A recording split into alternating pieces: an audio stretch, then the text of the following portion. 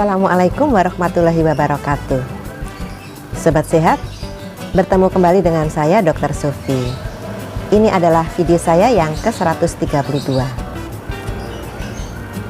Mulai video 124 dan beberapa video berikutnya, kita akan membahas tentang juknis Plan Puskesmas pada masa pandemi COVID-19 berdasarkan yang dikeluarkan oleh Kemenkes RI tahun 2020. Video yang ke-132 ini akan membahas PPI di Puskesmas dan PPI bagi masyarakat di masa pandemi COVID-19.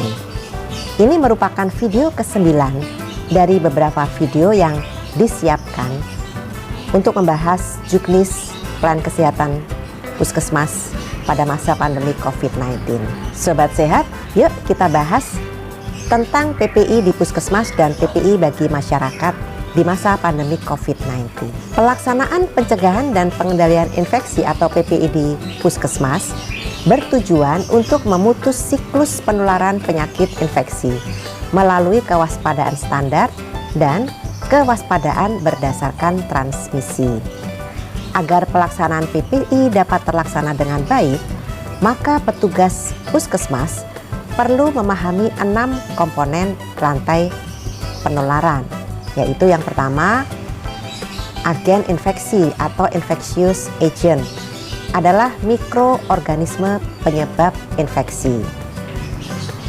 Agen penyebab infeksi COVID-19 berupa virus SARS-CoV-2, merupakan virus Severe Acute Respiratory Syndrome Coronavirus 2. Kemudian yang kedua, reservoir atau wadah tempat atau sumber agen infeksi dapat hidup, tumbuh, berkembang biak dan siap ditularkan kepada manusia.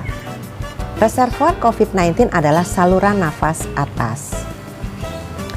Pintu keluar adalah lokasi tempat agen infeksi atau mikroorganisme meninggalkan reservoir.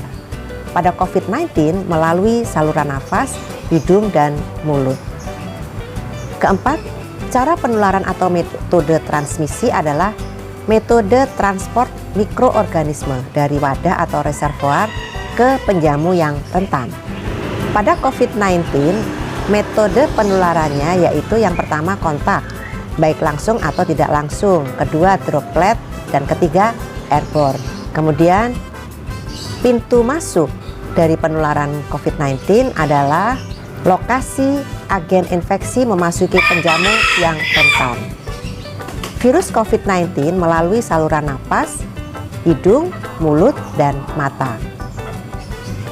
Berikutnya penjamu rentan adalah seseorang dengan kekebalan tubuh menurun sehingga tidak mampu melawan agen infeksi.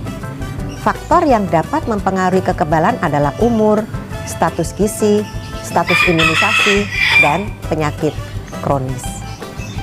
Kita lihat gambar ke-14 di video ini, ya, merupakan mata rantai penularan penyakit. Sobat sehat, selanjutnya kita akan bahas PPI di Puskesmas dan PPI bagi masyarakat satu persatu ya. Pertama, PPI di Puskesmas. PPI atau pencegahan dan pengendalian infeksi di Puskesmas dilakukan melalui kewaspadaan standar dan kewaspadaan berdasarkan transmisi. Kewaspadaan standar dilakukan melalui 11 langkah sesuai pedoman yang berlaku untuk kasus COVID-19. Terdapat penekanan-penekanan pada 10 langkah sebagai berikut. Yang pertama, kebersihan tangan. Kebersihan tangan dilakukan dengan cara 6 langkah benar cuci tangan dan 5 momen kapan harus dilakukan cuci tangan. Harus tersedia sarana cuci tangan seperti wastafel dengan air mengalir, sabun cair agar setiap pengunjung atau pasien melakukan cuci tangan pakai sabun atau CTPS saat datang dan pulang dari puskesmas. Kita lihat gambar 15 cara cuci tangan menggunakan disinfektan dan air mengalir. Jadi ada satu yang pakai disinfektan, yang satunya pakai air mengalir. Kemudian Yang kedua adalah penggunaan alat pelindung diri atau APD. Penggunaan APD memerlukan 4 unsur yang harus dipatuhi, yaitu menetapkan indikasi penggunaan APD, cara memakai dengan benar, cara melepas dengan benar, cara mengumpulkan atau disposal setelah dipakai. Cara tersebut dilakukan sesuai pedoman yang berlaku. Penetapan indikasi penggunaan APD dilakukan dengan mempertimbangkan risiko terpapar, di mana APD digunakan oleh orang yang berisiko terpajan dengan pasien atau material infeksius dinamika transmisi, yaitu droplet dan kontak transmisi secara airborne dapat terjadi pada tindakan yang memicu terjadinya aerosol.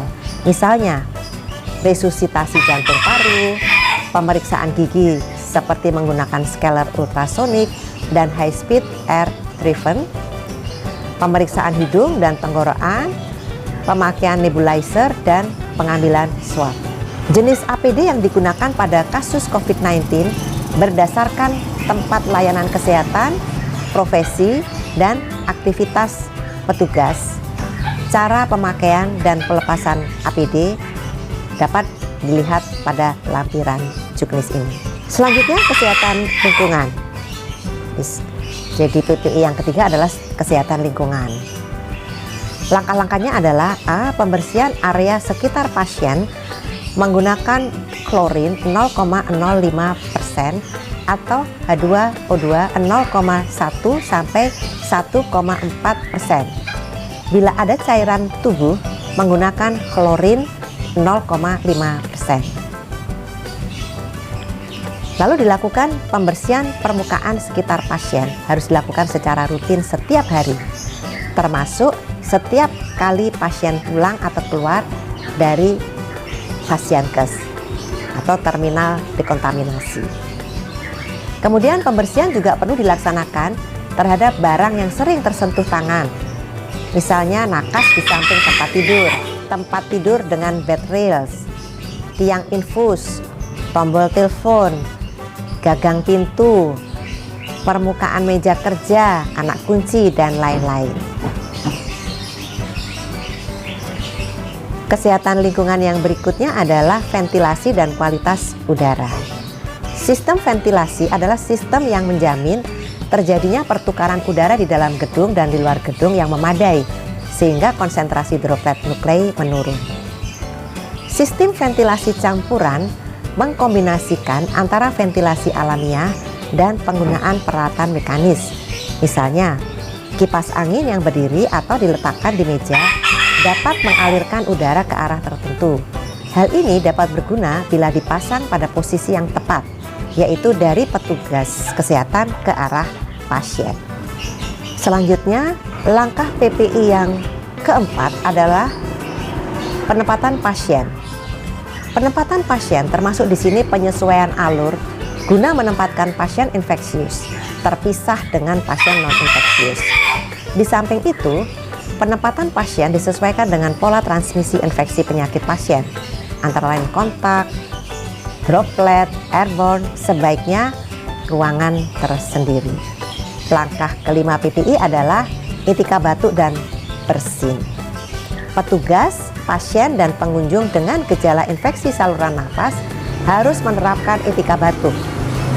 Edukasi terkait hal ini disampaikan melalui media atau secara langsung oleh petugas. Di samping itu, bagi pengunjung atau pasien harus menggunakan masker sesuai ketentuan yang berlaku. Langkah keenam PPI adalah penyuntikan yang aman. Kemudian PPI yang ketujuh adalah pengelolaan limbah hasil pelayanan kesehatan. PPI yang ke-8 adalah dekontaminasi peralatan perawatan pasien. PPI yang ke-9 adalah penanganan dan pencucian linen yang sudah dipakai dengan aman. PPI yang ke-10 adalah perlindungan petugas kesehatan. Yang dilakukan adalah A. Semua petugas kesehatan menggunakan APD saat berisiko terjadi paparan darah, produk darah, cairan tubuh, bahan infeksius, atau bahan berbahaya. B. Dilakukan pemeriksaan berkala terhadap semua petugas, terutama pada area risiko tinggi. C. Tersedia kebijakan pelaksanaan akibat tusuk jarum atau benda tajam bekas pakai pasien. Dan D. Tata laksana pasca pacana. Selanjutnya adalah kewaspadaan berdasarkan transmisi infeksi. Sesuai cara penularannya, jenis kewaspadaan berdasarkan transmisi yang berlaku pada kasus suspek dan COVID-19 adalah kewaspadaan berdasar transmisi droplet, kontak, dan airborne pada kondisi tertentu yang dilaksanakan mengacu pada pedoman yang berlaku. Terkait kewaspadaan berdasarkan transmisi melalui airborne, pengaturan penempatan posisi pemeriksa, pasien, dan ventilasi mekanis di dalam satu ruangan dengan memperhatikan suplai udara bersih yang masuk dan keluar. Jadi arahnya ya. Pada saat pemeriksaan fisik, arahkan muka pasien berlawanan arah dengan muka pemeriksa. WHO merekomendasikan natural ventilasi. Boleh kombinasi dengan mechanical ventilasi, menggunakan kipas angin untuk mengarahkan dan menolak udara yang tercemar menuju area ruangan yang dipasang exhaust fan atau jendela atau lubang angin sehingga dapat membantu mengeluarkan udara.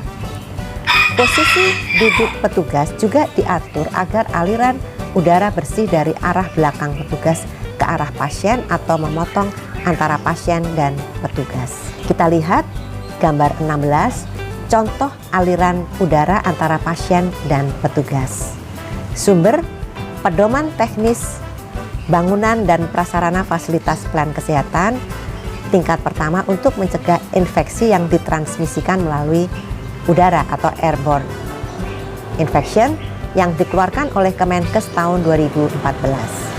Sobat sehat, selanjutnya kita akan membahas pencegahan dan pengendalian infeksi bagi masyarakat. Selama mengakses pelayanan di puskesmas dan saat sehari-hari, masyarakat melakukan beberapa hal. 1. Rutin cuci tangan pakai sabun 6 langkah dengan air bersih mengalir seperti yang tertera pada gambar yang sudah kita lihat tadi. Kemudian yang kedua, hindari kerumunan. Ketiga, hindari menyentuh mata, hidung, dan mulut. 4. Melakukan etika batuk dan bersin. 5. Berdiam diri di rumah. 6. Hindari daerah dengan jumlah kasus COVID-19 tinggi. 7. Karantina diri selama 14 hari jika memiliki riwayat bepergian ke daerah terjangkit. 8. Tidak berjabat tangan. 9. Segera ganti baju dan mandi selepas bepergian keluar rumah. 10. Bersihkan barang-barang yang sering disentuh. 11. Menggunakan masker jika terpaksa harus keluar rumah. Sobat sehat, demikianlah di video 132 ini kita telah membahas tentang PPI di puskesmas dan PPI bagi masyarakat di masa pandemi COVID-19. Kita akan bertemu pada video ke-132 yang membahas peran Dinkes di masa pandemi COVID-19 dalam pelayanan di puskesmas. Sampai di sini dulu ya. Wassalamualaikum warahmatullahi wabarakatuh.